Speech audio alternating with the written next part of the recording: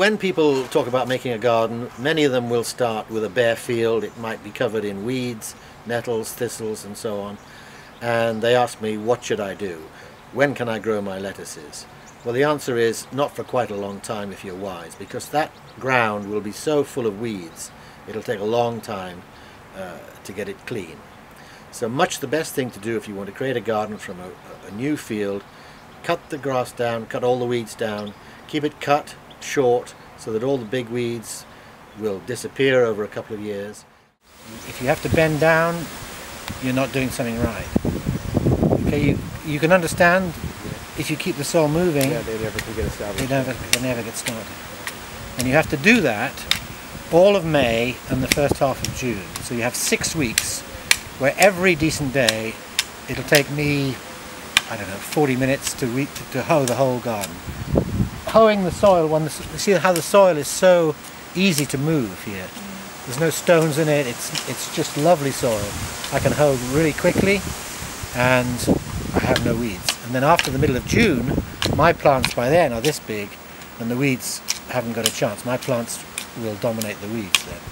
So I'm through. That 6-week period from the beginning of May till the halfway through June is the critical period. If I can keep on top of it then, I'm home and dry basically.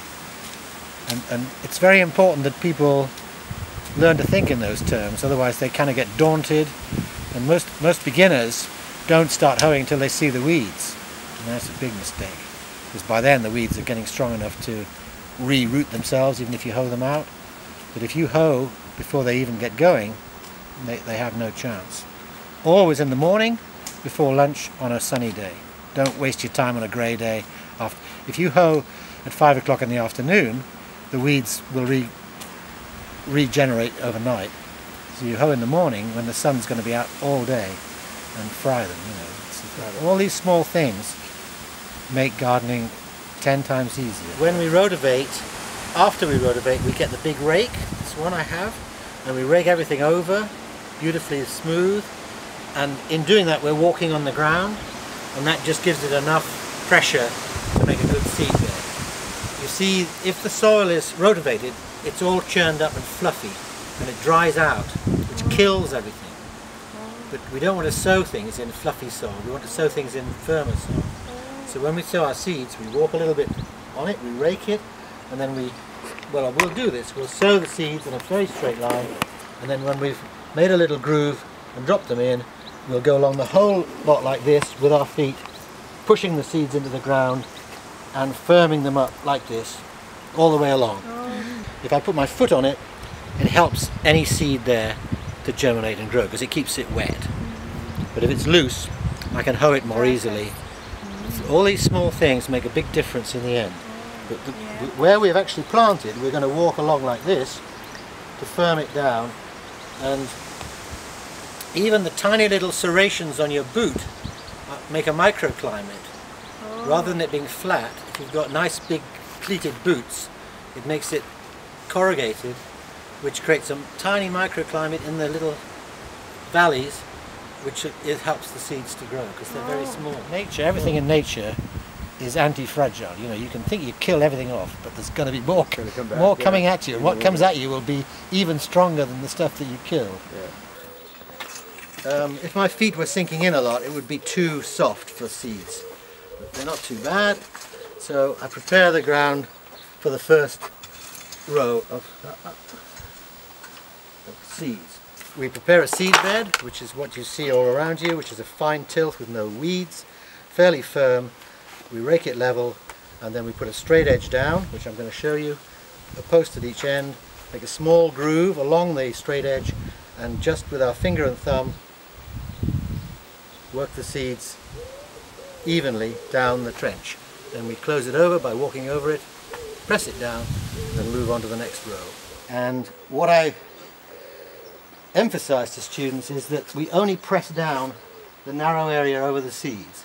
We want to leave the other part as loose as we can, so that the seeds find it more, the weed seeds find it more difficult to germinate. And what you must do is begin with the infrastructure of your garden, which is the pathways, the hedges, where you want your water to be, where you want your greenhouse to be, and you can do all of that before you begin to create an area where you can sow small seeds like lettuce. If you want to grow a significant amount of fruit and vegetables for 12 months, you need at least 600 square meters of garden, at least. Probably 1,000 would be better, that's a quarter of an acre. People tend to forget that in the garden, certainly in temperate climates, you only have growth and production for 4 months of the year. The other 8 months of the year, you've got to use your stored food. So you need to grow enough in the 4 months to last you the whole year. When you're trying to grow vegetables organically, improving your soil, its structure, and its behavior is the most crucial aspect. And this is what we're thinking about when we're trying to make a seed bed to grow our seeds every year. So preparation of the seed bed, in fact, begins at Christmas time, when we put the compost we've made in the previous year on top of the soil, and we rotivate it into the ground to allow the worms and the bacteria and the fungi in the soil to begin to incorporate that material into the soil, so the soil will retain water, will retain oxygen, and provide a wonderful medium for our plants to grow. When we come to springtime, which is March, we're going to rotivate the land probably at the beginning of March, getting the compost in. We're going to rotivate to control the weeds by making sure we do it in the morning on a windy, sunny day, which will desiccate the weeds. We'll rotivate again every 10 days in a similar way, so that by the time we come to sow in April, we've rotivated at least 3 times, and on the day we're going to sow, which will be a sunny, dry day, we're going to rotivate in the morning and sow in the afternoon, so that the weed seeds don't have time to get started before our seeds get in the ground. When we're ready to sow in the afternoon, we're going to rake the ground over, tread it down so it's firm, level, with a nice tilth. We simply mark carefully where we're going to sow the seeds. We put a post at each end of the line on the straight edge. We draw a groove in the soil, sprinkle the seeds evenly in the groove, tread them in with our feet, and that is our seeds ready to go. Some people imagine that gardening will take a huge amount of their time. The more skillful and experienced you are, the less time it takes. The more you can keep your weeds under control and improve your soil, the less time it will take. My opinion is, and I've never measured it exactly, that 10 hours a week through the year is plenty of time for your garden. But of course, there are busy times. In the spring, when you're sowing, it's busy, and when you're harvesting in the summer, it's the busiest time of all, because you cannot leave beans, peas, fruit on the plant. It'll simply rot and fall off. It has to be done, and it has to be processed the same day to put in the deep freeze. Nice.